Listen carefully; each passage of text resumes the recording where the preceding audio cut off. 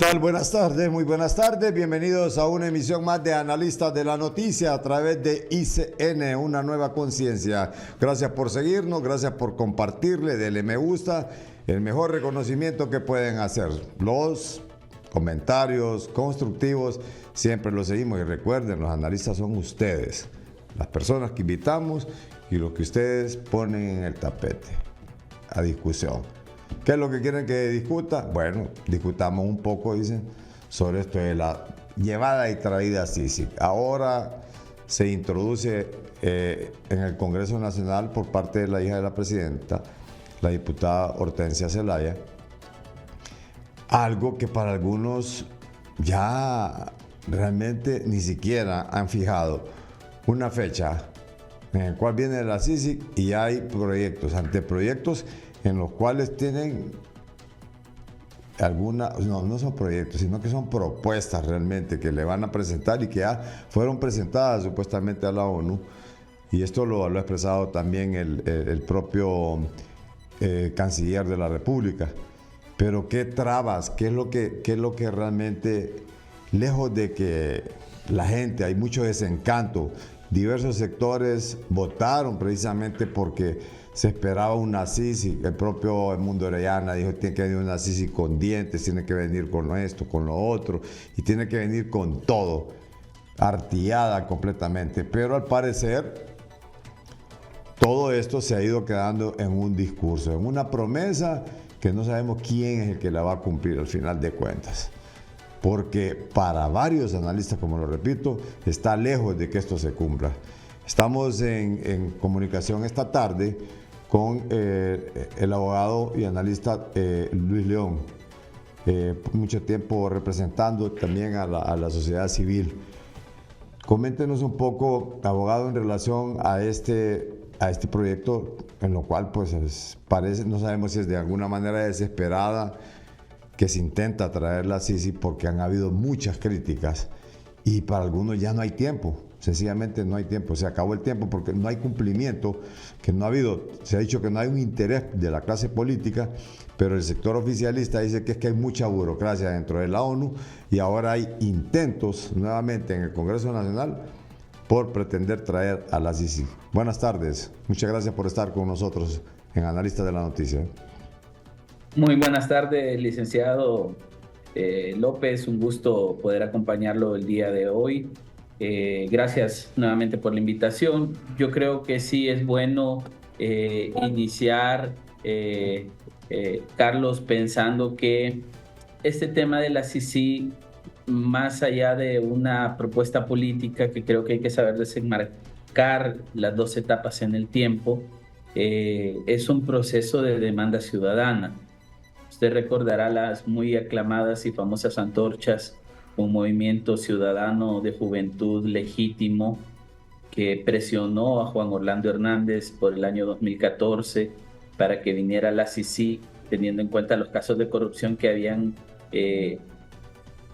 salido a la luz pública en aquel momento, y especialmente el caso del Seguro Social, donde pagamos con vidas humanas la gran corrupción que el gobierno de turno generó.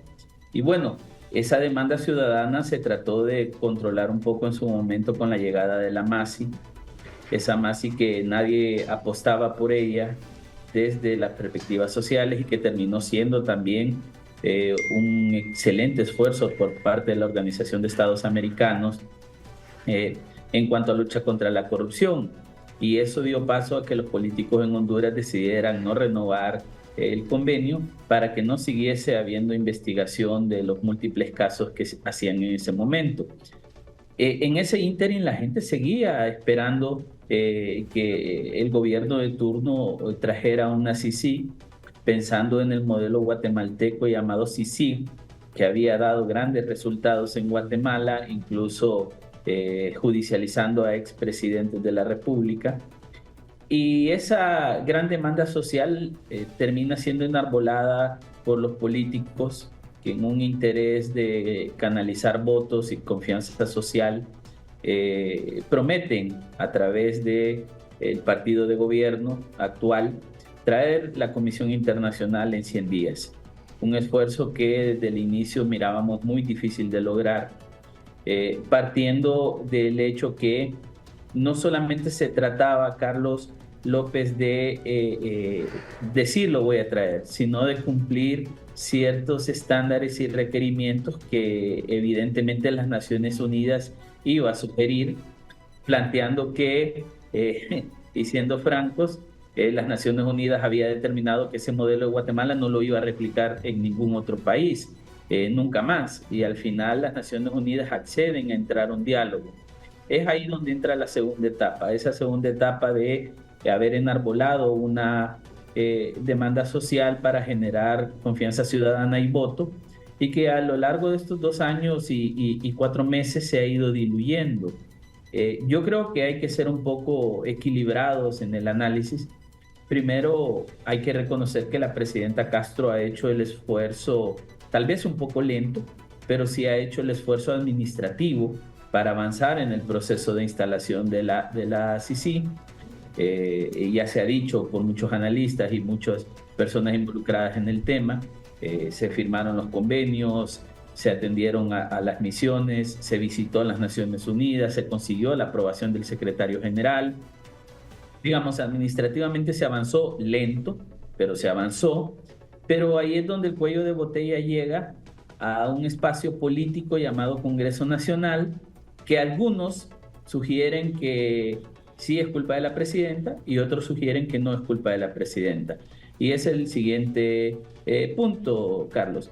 Digamos, una de las grandes preocupaciones ha sido que en el memorándum de entendimiento que se hizo con las Naciones Unidas quedó establecido los ajustes legales que la misma Organización de las Naciones Unidas sugería para poder instalar la CICI en Honduras, planteando necesidades de reformas, aprobaciones y derogaciones en algunas leyes como Código Penal, Pactos de Impunidad, Código Procesal Penal y algunas leyes que han estado afectando el proceso de judicialización en temas relacionados a la corrupción. Y es ahí el Congreso Nacional que ese debate político, ideológico, partidario que hemos venido viendo no ha permitido realmente saber si la voluntad política es existente o no.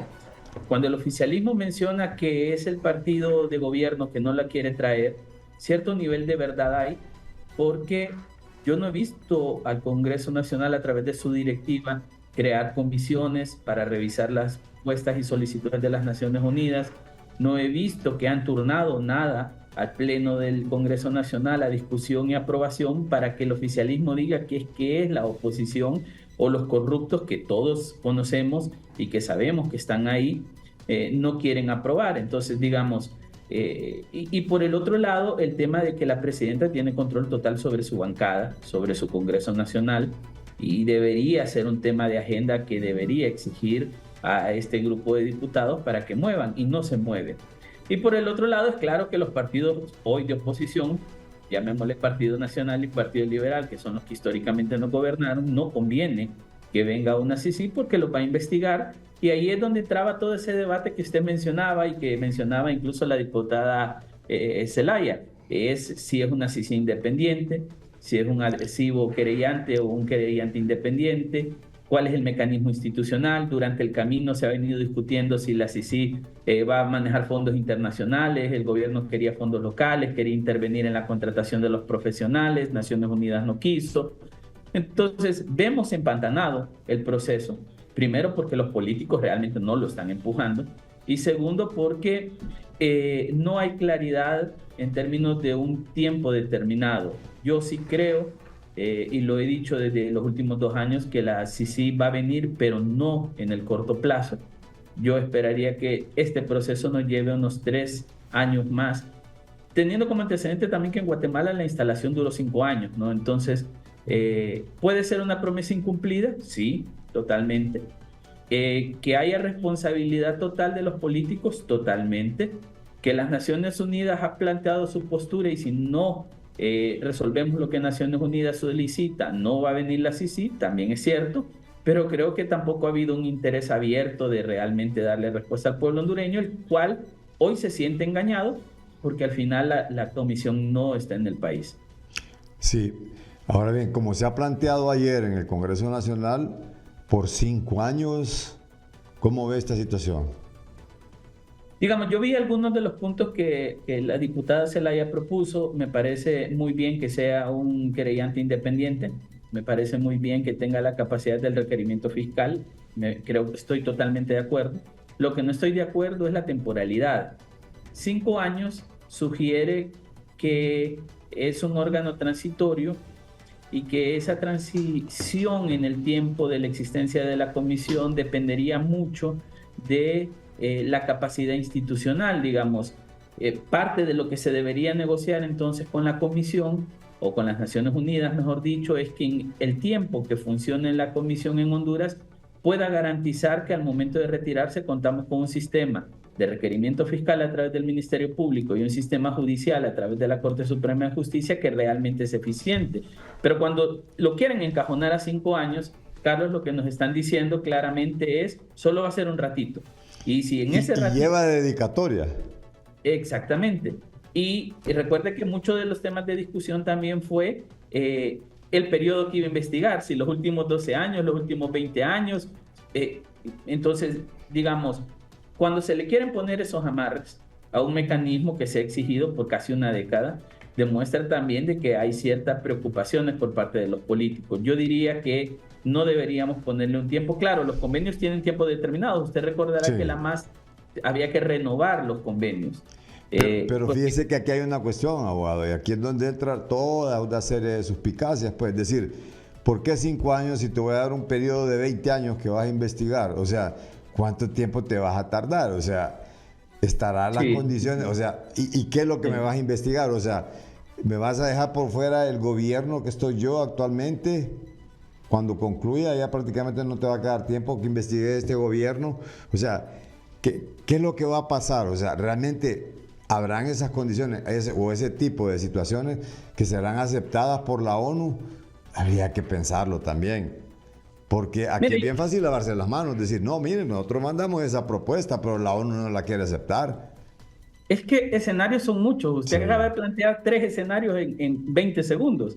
Y digamos, y es cierto, escenarios pueden haber muchos, que a las Naciones Unidas no les guste el tiempo, que a las Naciones Unidas no les guste la restricción de investigación, que las Naciones Unidas no tengan la capacidad de investigar lo suficiente en un país que históricamente ha sido corrupto en 5 años.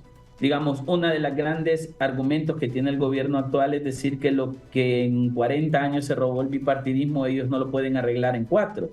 Bueno, entonces lo que se robó el bipartidismo en 40 años no se puede investigar en 5. Entonces el punto es simple. ¿Para qué ponerle un amarre de tiempo a la comisión si no tenemos instituciones realmente confiables, creíbles, que están totalmente politizadas, Carlos? La elección del fiscal general y fiscal adjunto demuestra la politización que hay en la investigación criminal, la elección de los 15 magistrados de la Corte Suprema de Justicia también. Entonces a mí me parece que pueden ser movimientos políticos para que esa investigación o esa llegada a la comisión no sea exitosa. ¿Utopía o realidad llegada de la CICIG a Honduras? Hoy es una utopía. O sea, mientras no tengamos un convenio firmado y un tiempo de arranque, sigue siendo una utopía. También hay que ser honestos con el pueblo hondureño. Supongamos que hace un año hubiéramos firmado el convenio con las Naciones Unidas, no tendríamos un año de funcionamiento de la CICIG, porque una vez que se firma el convenio, las Naciones Unidas tienen que empezar todo un proceso administrativo, contratar personas, enviar misiones, buscar un edificio local, generar los protocolos administrativos, protocolos de investigación, protocolos de judicialización. Así que no es cierto que también tenemos la firma y empieza la investigación. Hay que hacer todo un proceso organizacional que puede tardar, no sé, un año, año y medio. Entonces, tampoco es que con que tengamos el convenio empieza la investigación, y eso hay que decírselo al pueblo hondureño. Por eso era importante lograrlo hace 2 años para que hoy ya estuvieran arrancando los procesos investigativos. Vuelvo y doy el ejemplo de Guatemala. Fueron 5 años entre negociación, instalación y arranque. Y hasta los siguientes 5 años empezaron a verse los resultados. ¿Por qué? Porque hubieron 5 años para investigar después de ponerse a andar. Entonces yo creo que al final es un proceso largo, que sigue siendo una utopía para el pueblo hondureño. Y la gran pregunta que todos nos hacemos, como hondureños que somos, es si no viene la CICIG en el corto plazo, ¿cómo estamos luchando contra la corrupción ahora? ¿Cuáles son los mecanismos? Y no solamente meter preso a todos estos nacionalistas que se robaron el dinero y nos han llevado a ser uno de los países más pobres y miserables del mundo, sino también cómo estamos previniendo para que la corrupción hoy no exista y no exista en los subsiguientes años mientras instalamos una comisión internacional. Y ahí es donde siento yo que no tenemos fuerza. Digamos, una de las garantías que creíamos que teníamos era el secretario Edmundo Orellana, ex secretario Edmundo Orellana en la Secretaría de Transparencia. Hoy no vemos un mover de transparencia y lucha contra la corrupción real, vemos mucho discurso político, es decir, sí, miren, nosotros somos transparentes, somos honestos, aquí no hay corrupción, pero ¿cómo se demuestra? Entonces yo siento, Carlos, que estamos muy crudos en este tema y que nos falta mucho tiempo para avanzar. ¿Qué tanto comparte, ya que usted le ha dado lectura a algunos de los enunciados presentados por la diputada Zelaya en relación? ¿Son viables o no son viables? Y ve que hay una traba de inmediato que son 5 años. Un candado ahí nomás. Yo creo que hay viabilidad en la mayoría de lo que ella propone. En su momento también hizo una propuesta de subirlo a rango constitucional. Esa propuesta sí yo no estoy o nunca estuve de acuerdo porque no era una institución del Estado. Cuando la sube a rango constitucional se vuelve una institución de país y me imagino que políticamente se buscaba tener ciertos controles constitucionales bajo ese mecanismo. De la propuesta que ahora presenta, me gusta la independencia, me gusta los mecanismos que propone para investigación y lucha contra la corrupción, pero no me gusta el tiempo. Creo que ese es un tema que deberán discutir las diferentes bancadas, porque a mí me parece que deberíamos de firmar un convenio mínimamente de 10 años para que la CICIG pueda instalarse, trabajar y presentar resultados para que podamos dentro de 10 años determinar si tenemos institucionalidad o si hay que renovarlo. Los procesos de cambio institucional, Carlos, no son procesos de la noche a la mañana y aquí se nos quiere vender que con el nombramiento de un fiscal o con el nombramiento de un magistrado ya la justicia cambió y no es así. Cómo no. Muchas gracias, abogado. Muy amable. Un placer, para servirle. Igualmente. El abogado Luis León, analista también de los temas de la realidad nacional. Utopía o realidad, llegada de la CICIG a Honduras. Vamos a ir a una breve pausa, ya retornamos.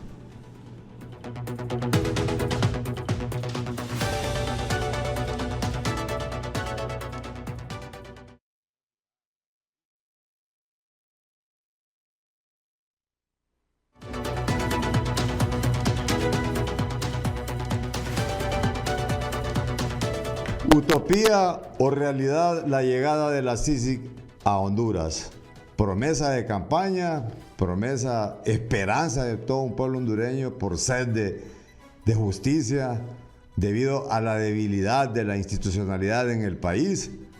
Hay una serie de interrogantes que están por ahí. Precisamente continuamos este tema con el abogado y analista, consultor independiente, el abogado Rafael Jerez. Abogado, diría yo, buenas tardes. Un gusto tenerlo nuevamente en el programa. No, un gusto estar con usted, Carlos. Gracias por siempre abrirme las puertas de su programa. Bueno, y en este caso con un tema muy relevante que ha generado mucho debate porque francamente no se esperaba la presentación de una ley especial para el tema de la CICIG. Creo que la atención ciudadana y de otros actores estaba puesta en cómo avanzaba la negociación del gobierno de la República con Naciones Unidas y hasta cierto punto, pues, digamos que esa propuesta de anoche ha tomado un poco por sorpresa pues, a la ciudadanía interesada en este proceso, pero bueno, va a ser un gusto conversar de eso y bueno, analizarlo a detalle con usted, ¿verdad? Pero fíjese, como dice usted, sorpresa realmente de introducir esto nuevamente en el Congreso Nacional, pero más sorpresa nos ha causado a nosotros esto. Y es este análisis que usted, no sabemos si es que ya conoció una agenda en el Congreso o no, pero aquí precisamente vamos a insertar ese tweet del abogado Rafael Jerez porque miramos una respuesta, si era que estaba haciendo el análisis en relación a cuando estaba haciendo esa presentación, y ahí está, pues. di una lectura preliminar al proyecto de ley especial de la Comisión Internacional contra la Corrupción y la Impunidad en Honduras de la diputada Xiomara Zelaya y planteó las siguientes consideraciones. 1. Mejor que me lo cuente usted, ahí vamos a dejar insertado esto. Dice, no hay coincidencia entre la insistencia del gobierno de la República por haber promovido una reforma constitucional y ahora una ley especial para instalar la CICI, cuando no se han cumplido las condiciones de la ONU para instalar el mecanismo. Aquí hay otra disyuntiva, aquí hay otro elemento que dice la parte oficial de que hay una burocracia dentro de la ONU, pero realmente no se ve si hay voluntad política en el Congreso Nacional para la llegada de una CICI o para que se instale la CICI. ¿Y por qué especialmente le ponen trabas? Porque esto es un candado. 5 años para ¿qué? Para investigar, ¿qué? 10, 20 años. No sabemos si también se van a investigar el gobierno actual o los gobiernos venideros, no sé cuánto tiempo. O sea, ¿qué otras consideraciones puede hacer al respecto, abogado? Gracias nuevamente. ¿Qué nos puede decir en relación a ello? Muchas gracias. Sí, mira, hay varias consideraciones. De hecho, justo con esto que usted acaba de mencionar, lo que me parece interesante es que el mismo proyecto de ley reconoce que no se han aprobado todas las reformas legislativas que sugirió y que recomendó Naciones Unidas y que además estaban contenidas en el memorándum de entendimiento, lo cual es muy revelador porque si ya lo posicionamos el texto con el contexto, es básicamente, creo yo, una reacción a esa demanda que había estado presente en la ciudadanía desde hace unas semanas de que no habían avances concretos para la instalación de la CICI. Y que al no haber avances concretos, me imagino yo que políticamente salen con este proyecto de ley especial para apaciguar un poco las dudas que había, ¿no? Entonces, pero es un poco contradictorio, ¿no? Que el mismo proyecto reconoce que no se han cumplido todas esas condiciones, pero aún así el proyecto de ley especial básicamente sería una instalación sin la suscripción del convenio. Y esto habría que verlo en el contexto de qué postura va a tener Naciones Unidas, porque el canciller de la República publicó un mensaje también vía esta red social de X, donde dijo que iba a trasladar el proyecto de ley a Naciones Unidas. Para mí el riesgo más importante, Carlos, de esto es que condicionaría la negociación con Naciones Unidas y lo que sea que haya de avances, que eso tampoco lo sabemos, al texto que está planteado en este proyecto de ley especial. Y creo que eso sí es pues, delicado por varios motivos. El primero es que la ley especial entraría en paralelo a regulaciones que están previstas en el Código Penal y en el Código Procesal Penal. Y, por ejemplo, para reformar una disposición de un código de la República, la Constitución dice que tiene que escucharse la opinión de la Corte. En este caso, como lo están haciendo vía ley, pues presumiríamos que no se requeriría esa opinión, pero el problema es que la ley como tal y el texto como lo tienen, indirectamente trastoca figuras que están, por ejemplo, en el Código Procesal Penal, ¿no? Entonces, hay varios detalles de técnica legislativa que creo que no se observaron en la redacción de este proyecto de ley especial, y eso es en cuanto a la forma. Si entramos al fondo, podemos entrar a hablar, por ejemplo, de la figura de querellante autónomo, que de hecho en el país eso no existe. Lo que existe es acusador privado. Sí. Pero lo que hace la ley especial es crear la figura y darle las mismas atribuciones del acusador privado. Lo interesante es que, por ejemplo, el Código Procesal Penal dice que la figura de acusador privado puede actuar sin que requiera una acreditación o reconocimiento del Ministerio Público. Pero en el proyecto de ley especial sí dice que aquellas personas que funjan como querellantes autónomos en la CICI van a ser propuestas por el liderazgo de la CICI, pero acreditados por el fiscal general, por ejemplo. Eso me parece a mí que ese es un filtro que puede condicionar un poco la independencia de la CICI si es que quieren que realmente sea independiente. Y por otro lado, para cerrar esta primera intervención, diría que otra de las alarmas es el financiamiento, porque sí reconoce que la CICI pueda acceder a financiamiento nacional e internacional, pero internacional por acuerdo del gobierno de la República, lo cual me parece que es preocupante porque si realmente es una misión independiente y digamos que su aliado institucional es el Ministerio Público, ¿qué tiene que estar haciendo el gobierno en autorizar o no el acceso al financiamiento, ¿no? Entonces, hay varios puntos que considero que sí son preocupantes, y más cuando la Secretaría de Estado en el Despacho de Relaciones Exteriores comparte ese proyecto con Naciones Unidas sin que conozcamos cuáles son los avances en el proceso de negociación. Y lo otro, yo le agregaría, ¿por qué tiene que irse a secretividad de este tipo de situaciones también? Pues, es decir, ¿qué es lo que se pretende esconder? ¿Y por qué tiene que pasar de un solo una propuesta de una diputada, pasar de un solo a Naciones Unidas? ¿Qué pasó con el pacto de impunidad, donde se le concedió inmunidad a aquellas personas que están vinculadas a delitos comunes y no delitos políticos o conexos, sino que prácticamente, ¿qué pasó con eso? La CICI pedía específicamente también la derogación de esto. ¿Qué pasó con lo demás? O sea, violación a los derechos humanos. Hay una serie de requisitos que al final no se cumplen, sino que solamente se agarra a matacaballos un proyecto y se quiere enviar a la ONU. Ahora, ¿estará la ONU realmente queriendo aceptar?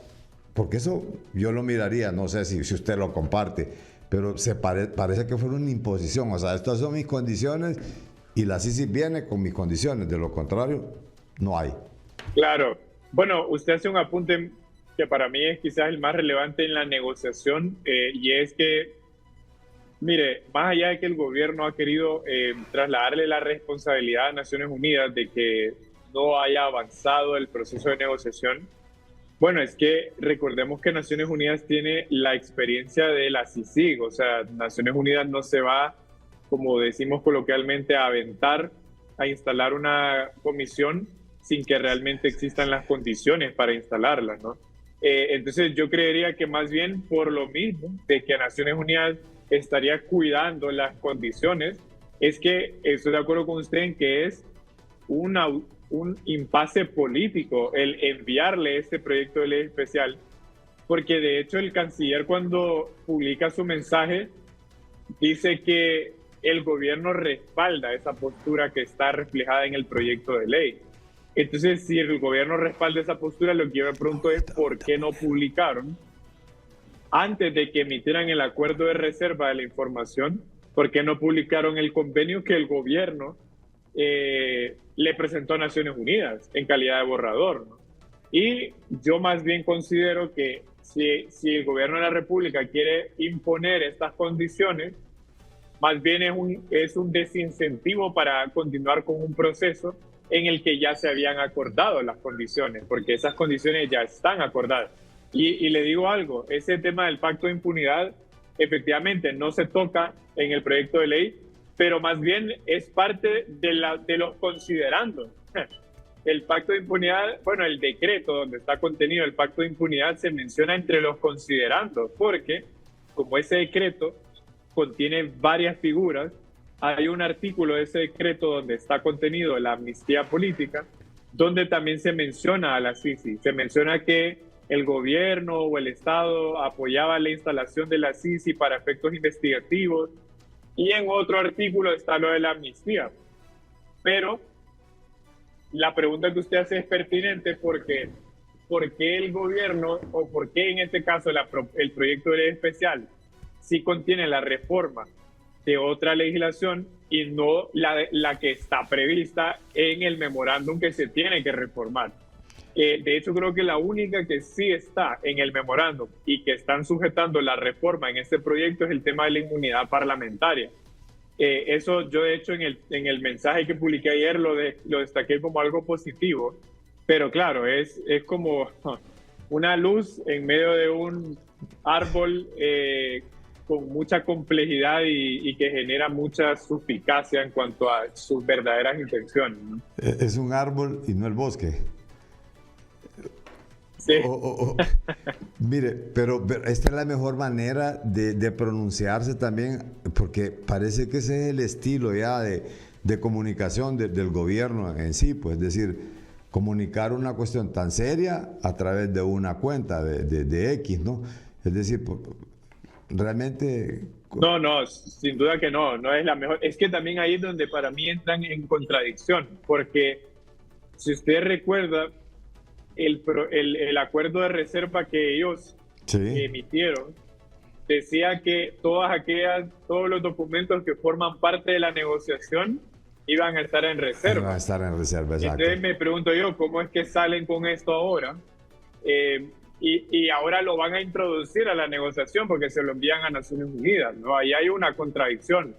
Por eso es que me parece que ya que el gobierno decidió sacar esto, claro, yo entiendo que se hace en el marco del Congreso, donde la diputada tiene el derecho, pero la cuestión es que si el canciller sale diciendo que el gobierno respalda esa postura y que le van a enviar ese documento a Naciones Unidas, entonces, ¿por qué no desclasifican el borrador del convenio? Para que veamos en qué medida el convenio propuesto se ajusta con la ley, porque es que, o sea, el que ellos quieran aprobar una ley no quita que tienen que aprobar un convenio, porque el convenio formaliza la relación con Naciones Unidas.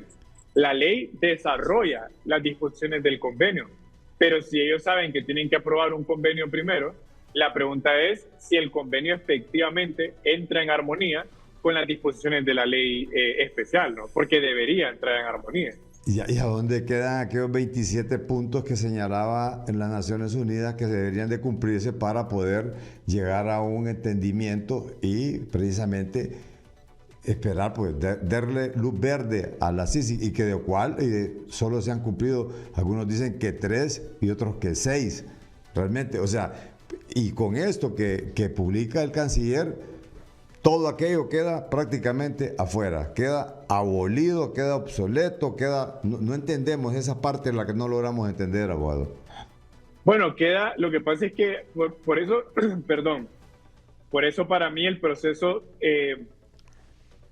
como que sufre serios obstáculos con este proyecto, porque, o sea, si partimos de la premisa que la negociación estaba avanzando sobre la base de las condiciones que se tenían que cumplir en el memorándum, la pregunta es, ¿en qué medida esta ley especial se piensa tramitar en el Congreso sin haber cumplido primero esas condiciones y sin que haya concluido la negociación? Entonces, para mí más bien, o sea, en vez de contribuir, este proyecto de ley especial estropea el proceso, porque, o sea, la voluntad política que ellos manifiestan se ve reflejada en el proyecto, se debería ver reflejada en poner en agenda los temas pendientes, los temas que son parte del memorándum. Pero esto condiciona todo, primero a que no sabemos cómo se le va a tramitar esto, tampoco sabemos qué postura va a tener la oposición en sus diferentes partidos, pero ya es un ingrediente que condiciona las negociaciones, de eso no hay duda. Y sin duda alguna, de ahí es donde parte la interrogante, utopía o realidad de la llegada de la Sisi a Honduras, porque vemos que lejos de aclarar, más bien oscurece el panorama, se vuelve un tanto confuso.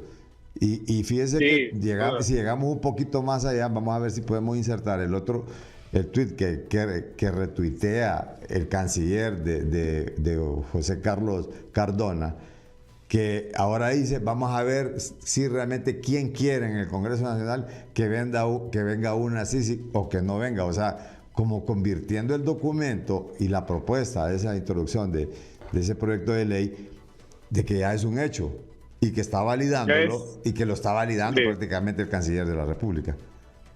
Sí, ese mensaje es el que me parece a mí más negativo, podría decir. El que ya como que posiciona este proyecto como la verdad sobre la que se tienen que subir otros actores, porque si no lo hacen, entonces están en contra de la llegada de la Sisi. Y eso es peligroso porque no dan margen a disentir y además a analizar el alcance del proyecto sobre la base de qué armonía tiene con la legislación que ya existe y además con la hoja de ruta que ya existía también, que era el memorándum de entendimiento. Entonces, me parecen mensajes negativos. Créame que uno quisiera no ser negativo, Carlos, porque, o sea, yo creo que al final todos queremos que la misión venga al país, pero es muy difícil no serlo, o por lo menos no disentir de esta forma, cuando a todas luces el texto presenta serios problemas, además con un proceso que está en curso y el cual tampoco tenemos información. Este es como una especie de epitafio lo que le está poniendo no sé si utilizar realmente el término, pero mire, con el hecho de hacer esto, es decir, José Carlos Cardona, a partir de ahora veremos quiénes en el Congreso Nacional están realmente interesados en la llegada de la CICIG al país.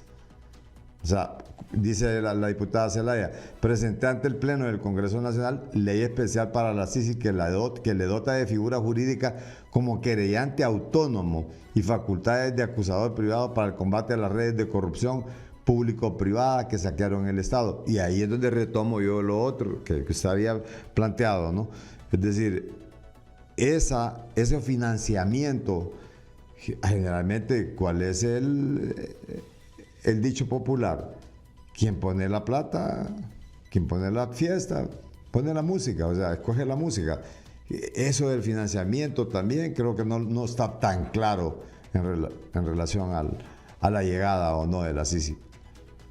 Porque usted puede usted puede agarrar un paquete y le dice, esto es lo que necesitamos que investiguen, estos son los temas que necesitamos que investiguen. Entonces, ahí es donde crea la suspicacia, y crea una suspicacia de que lleva un interés político y utilizar la CICIG para un interés político.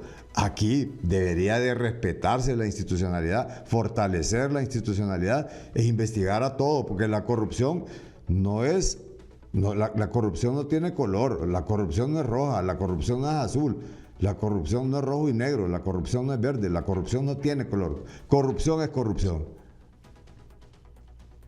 Sí, mire, de hecho, ese último punto es lo relevante. O sea, yo he dicho, cuando me han preguntado de este proceso, que es un proceso altamente complejo, ¿no? Complejo no solo por el alcance que la gente desea que tenga la CICIG, no, eso es parte de la complejidad, pero lo complejo es que estamos hablando de un proceso de negociación en el que el Estado se tiene que poner de acuerdo con un organismo internacional, y eso obviamente es complejo porque hay posturas encontradas, ¿no? Además hay un tema de soberanía que no podemos desconocer, que se le tiene que dar forma para que entre en armonía con la legislación nacional. Pero esa complejidad no solo se plantea para el diseño de la misión y del proceso, sino que también para los delitos que van a ser objeto de inclusión, porque como usted dice, la corrupción no es solo de que la consideremos así a grosso modo, son delitos altamente complejos, y por eso es que yo mencioné en mi tweet que sería bueno que la diputada presentara una explicación del por qué ese catálogo cerrado de delitos, porque de lo contrario entonces queda la sensación de que hay un motivo detrás del por qué solo poner esos delitos. Y además incluso el último de ellos es el más que genera más dudas cuando habla de la política, de la conducta administrativa de los titulares de los poderes del Estado. Es decir, que cuando se trata de los poderes del Estado solo puede investigarse su conducta administrativa, no penal. Entonces yo creo que se tomaron un poco a la ligera el impacto que esta ley especial iba a tener, y bueno, lo que yo espero es que si va a transitar todo el camino legislativo, pues ahí se le pueda dar un poco de freno para analizarlo bien, y en función de eso ver cómo se puede priorizar la negociación de Naciones Unidas con Honduras y el convenio que se debe suscribir. Y esto de tomarlo a la ligera, y ahí para ir concluyendo, podría tener varias connotaciones. Tomarlo a la ligera podría llamársele hacerlo a propósito, o realmente pudiese ser algo que porque yo desconozco lo mismo, cometo ese tipo de fierros, es decir, por desconocimiento, ligereza por desconocimiento o ligereza con alguna intención. Bueno, yo creo, Carlos, que aquí hay que verlo desde dos puntos de vista, ¿no? Pero creo que prima el punto de vista político. Creo que no es la primera vez que el gobierno envía mensajes para darle forma a la negociación desde su punto de vista, ¿no? Y creo que este sencillamente es un ejemplo más de esto. Pero lo que sí creo que es importante rescatar es que, o sea, ya que decidieron hacer esto, entonces es preciso que abran los espacios ciudadanos y el acceso a la información para conocer otros elementos del proceso. Porque de lo contrario, entonces, como ciudadanos y en términos generales, todos los actores que confluyen en el sistema, nos vamos a ver obligados a analizar la postura del gobierno aisladamente con este proyecto, sin conocer todos los detalles que rodean un proceso de negociación en el que han pasado muchas cosas. No solo lo público, incluso lo que no hemos podido conocer a nivel de borradores de convenios y de recomendaciones de expertos que Naciones Unidas envió al país. ¿Utopía o realidad? No le escuché lo último. ¿Utopía estimado o realidad de la llegada de la Sisi a Honduras? Bueno, yo creo que la Sisi no va a venir. Espero que sí, pero yo lo dudo mucho, francamente, porque son demasiados obstáculos los que se están imponiendo y creo que eso, o sea, si Naciones Unidas decide enviar una misión así, creo que va a ser una apuesta bastante arriesgada, ¿no? Y creo que la experiencia que ellos han tenido en el pasado les da suficientes elementos como para saber cómo puede terminar una misión que no tiene las herramientas para trabajar en un contexto además en el que la corrupción es generalizada, o sea, no es un fenómeno aislado solo de partidos políticos, está penetrado en varios sectores de la sociedad y si no hay garantías para que trabaje, bueno, se va a ver inmersa en un contexto en el que no va a tener las posibilidades de desarrollarse. Y si esas condiciones no las tienen ahora, yo creo que por lo menos con lo que hemos podido ver hasta el momento de propuestas, proyectos, etcétera, no creo que venga la Sisi con esas condiciones. Cómo no. Muchas gracias, abogado. Muy amable. Muy amable. El abogado Rafael Jerez con su análisis preliminar en relación a la llegada de la Sisi. Bueno, dijo utopía o realidad, dice, prácticamente creo que no va a venir la Sisi. O sea, y van coincidiendo casi todos los sectores en que esto más bien están confundiendo a la gente y que no hay una manera de que la Sisi venga y que solamente se queda en promesa de campaña. Y esperanzados los hondureños, ya el CNA ha puesto al descubierto los monumentos a la corrupción, que son obviamente monumentos a la corrupción un periodo atrás, porque fue que ¿quiénes han estado gobernando? ¿Quiénes han estado por más tiempo en el poder? Los nacionalistas. Ahí es donde van a encontrar corrupción, porque son los que han estado ligados al poder. Y cuando se está ligado al poder, se está ligado no solamente a cometer actos de corrupción, no solamente llámese a tráfico de influencias, no solamente abuso de los funcionarios públicos, desvíos de fondos, malversación de caudales públicos, etcétera. Cualquier mecanismo de burlar la ley, evasión de impuestos y que hay una serie de delitos que se cometen en el poder. Vamos a ir a una breve pausa comercial. Al retorno, ¿por qué no quieren inscribir por qué no quieren darle el permiso a Nasrallah? Realmente lo convierten en político. Van a convertir un mártir ahí de repente, en Salvador Nasrallah. Porque esto ya hay antecedentes. Por ejemplo, viene a mi mente que en su momento lo hizo, creo que fue en el periodo de Manuel Zelaya Rosales, también lo hizo Elvin Santos, que le renunció y se fue a poner la sede allá por la Miramontes, a don Manuel Zelaya Rosales. Así que antes se decía que no, que la ley no lo permitía y que iba a ser suspendido por 10 años, se perdían todos sus garantías o sus derechos ciudadanos, pero ahora definitivamente, después de que Juan Orlando Hernández fue a modificar la ley y ponerse con una reelección, Ya todos dijeron que todos participaron. Ahora quieren condenar a todos en vez de haberse retirado en su momento en ese proceso electoral y decir, no señor, esto es ilegal, no vamos a participar en ese proceso electoral. Ahora viene el revanchismo político. Ahora es que quieren condenar a todos los que participaron en esa reelección ilegal de Juan Orlando Hernández. Pero al retorno, ¿por qué no se le firma el permiso a don Salvador Narrala o su renuncia?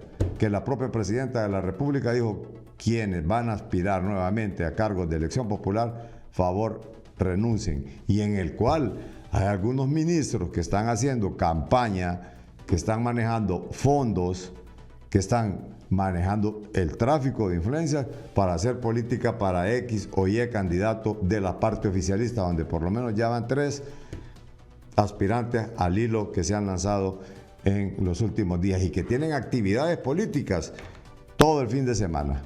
Al retorno.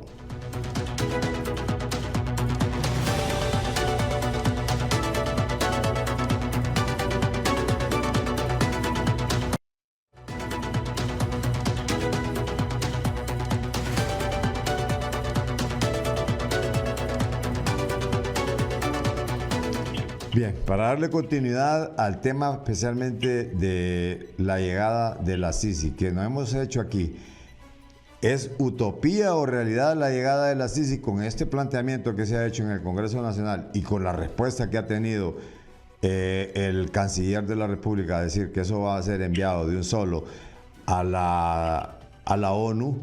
Estamos en comunicación con la diputada Fátima Mena, que es del Frente Parlamentario en defensa de la llegada de la Sisi.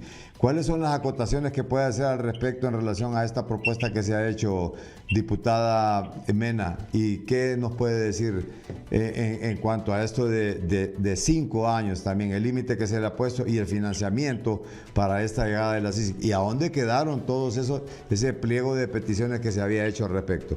Gracias por estar aquí en Analistas de la Noticia. Un gusto poder estar con ustedes, pues a esta hora de la mañana, ¿verdad? Primero que todo señalar de que este es el segundo proyecto que está presentando la diputada Xiomara Hortensia Zelaya en función de un proyecto vinculado, relacionado a la llegada de la Sisi. El primero que se presentó tiene que ver con una reforma constitucional en el cual se estaría haciendo una reforma para definir el mecanismo internacional al país. Una reforma constitucional era innecesaria desde mi perspectiva, ya que el carácter temporal de este mecanismo pues no era necesario y además requiere de mucho tiempo.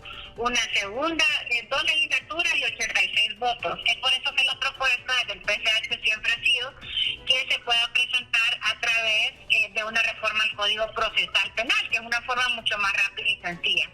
Hoy este proyecto plantea pues no solamente una nueva figura que a lo que ellos le denominan querellante autónomo, sino que además de eso están planteando pues reformas a la ley de municipalidades, a la ley orgánica del Congreso Nacional, entre otras. Creo que retomemos las palabras de Naciones Unidas. Naciones Unidas habla que para que un mecanismo internacional de esa naturaleza funcione, debe de tener dientes, y los dientes se descifran en independencia para investigar, para seleccionar tu personal, independencia financiera.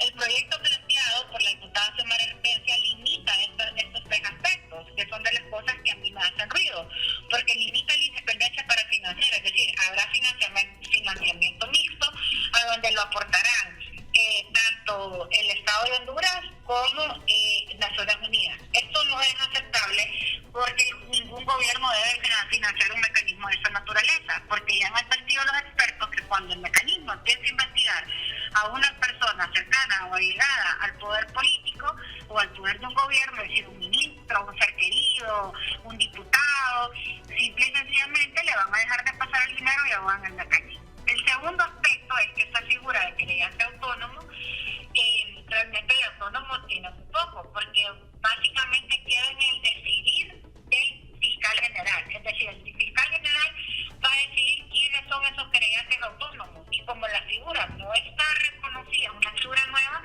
en cualquier momento también le puede quitar de una u otra o este poder. Entonces, básicamente ellos estarían decidiendo sobre el personal que estaría trabajando dentro del mecanismo. Y bueno, el otro componente que preocupaba es el sobre la orientación a qué casos investigar. El mecanismo debe ser independiente en cuanto a los casos que estaría trabajando, porque recordemos que parte de la independencia es que ellos lo que hacen es un litigio estratégico. Este litigio estratégico se orienta en poder garantizar que los casos lo van a hacer en el marco de poder desmontar estructuras criminales, pero cuando ellos hacen un catálogo de cuáles son de los delitos que van a investigar y no le dejan la libertad al mecanismo para exponerlos, pues nosotros creemos que también esta es otra limitante. Sí, fíjese que para usted es una utopía, usted que ha estado de frente, o sea, y valga la redundancia, en este frente parlamentario desde hace mucho tiempo, con la llegada de una CICIG a nuestro país, ¿cómo lo ve hasta aquí? Si le pregunto hoy, ¿viene la CICIG o no viene la CICIG a nuestro país? Mire, yo realmente me caracterizo por ser una mujer optimista. Yo lo que creo es que la CICIG no va a venir mientras la ciudadanía no lo demande. Y mientras nosotros, por ejemplo, yo lo que miro es que este proyecto primero se tuvo que haber consensuado con Naciones Unidas. Fíjese que la diputada Xiomara Hortensia decía de que Naciones Unidas hacía requerimiento de 9 leyes. Y de esas 9 ya hemos aprobado 3. Que la ley de la derogación de 116, 2020, 29, 2020, 57, 2020 y 93, 2021. Pero ahora mi pregunta es, bueno, ¿cuáles son las otras 6 leyes que están pendientes que Naciones Unidas pidió, que lo reportó en un informe y que este no se ha hecho público? Yo creería que esa herramienta lo que hay que hacer es agarrar los requerimientos de Naciones Unidas, pedir opinión sobre las Naciones Unidas si realmente para ellos es verdaderamente autónomo bajo el mecanismo que se está planteando, y en caso de no serlo, entonces que las mismas Naciones Unidas pues nos hagan la sugerencia a su criterio cómo debería de quedar plasmado o redactado estas reformas. Pero sin lugar a dudas, creo que es importante escuchar la opinión en este caso de la ONU. Sí, fíjese que aquí le voy a hacer otro interrogante, pero ya va más relacionado a lo de Salvador Narrala, a lo del ingeniero Salvador Narrala, y es ¿por qué no se le firma? ¿Por qué se tiene que ir a una comisión jurídica en el Congreso Nacional o hacer un análisis jurídico si le aceptan o no la renuncia al ingeniero Salvador Narrala, abogada? Mira, la verdad que a mí esta pena me da, don Carlos, porque eso lo único que nos dice es que realmente qué miedo le tienen a Salvador, ¿verdad? Porque realmente nunca había visto a ningún funcionario. Aquí le recibió a Rixi Moncada, a un montón a nadie le han puesto tanto trabajo como le han puesto a Salvador. ¿Qué nos dice eso? Porque le tienen miedo. Le tienen miedo a una figura como la de Salvador, que pues evidentemente ha aglutinado pues, simpatías de diferentes sectores. Hoy se habla sobre su posibilidad de ser que el partido lidera lo quiere. Antes lo quería el partido, lo que decía que el iba al Partido Nacional, es el candidato del PSH, fue quien le dio la victoria al Partido Libertad y Refundación. Entonces, para mí esto responde realmente al miedo que le tienen a la candidatura de Salvador, porque es el candidato que sigue creciendo en las encuestas, es una persona que ha sido cercana al pueblo hondureño. O sea, todos aquí conocemos lo bueno de Salvador, pero también lo conocemos la parte humana, que todos lo tenemos, ¿verdad? Y la gente lo acepta, lo aprueba y lo quiere hacer. Entonces yo creo que lo único que demuestra el Partido Libertad y Refundación, al no quererle dar trámite y violentar el derecho humano a Salvador y violentar la Constitución al no dar el trámite, es que tienen miedo de su candidatura, porque saben que es una persona que muy probablemente arrasará en las elecciones de octubre. ¿Cómo no? Muchas gracias, diputada, muy amable. La diputada Fátima. Carlos, que Dios le bendiga. Amén. Igualmente, la diputada Fátima Mena, ella es diputada del PCH, pero también ha sido fundadora del Frente Parlamentario para la Defensa de la Llegada de la CICIG a nuestro país. Hasta aquí, analistas de la noticia. Buenas tardes.